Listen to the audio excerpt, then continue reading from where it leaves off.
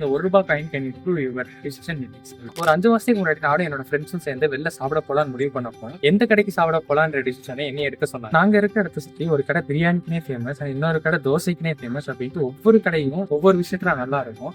அப்படியே நான் கடையில போய் உட்கார்ந்தாலும் மெனுவை பார்த்துட்டு எதை ஆர்டர் பண்ணலாம் அப்படின்றத நான் ரொம்ப யோசிப்பேன். ஏன்னா எனக்கு நிறைய விஷயங்கள் பிடிக்கும். என்னோட டிசிஷன் மேக்கிங் அப்படின்றதுக்கு நான் எடுத்துக்கிட்ட டைம் ரொம்பவே அதிகமா இருந்துச்சு.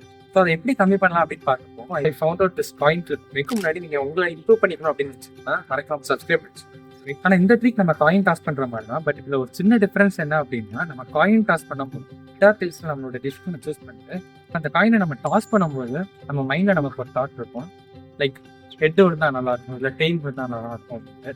அண்ட் ஈவன் தான் உங்களுக்கு அந்த தாட் அப்படி வரலன்னா கூட அந்த காயின் உங்க கைக்கு வந்தப்போ அந்த காயினை பார்க்கறதுக்கு முன்னாடி ஜஸ்ட் ஆஸ்க் யுவர் செல்ஃப், உங்களுக்கு எந்த சைட் விழுந்திருந்தா நல்லா இருக்கும். ஸோ உங்களுக்கு ஹெட் விழுந்திருந்தா நல்லா இருக்கும்னு தோணுச்சு அப்படின்னா அந்த காயினை நீங்க பார்க்காம ஹெட்ல நீங்க என்ன டிசிஷன் வச்சிருந்தீங்களோ அதையே சூஸ் பண்ணுங்க. ஸோ இதனால நீங்க ஒரு காயின் மேல டிபெண்டா இருக்கிற உங்க மேல நம்பிக்கை வச்சு நீங்க டிசிஷன் வேகமா எடுக்கணும்.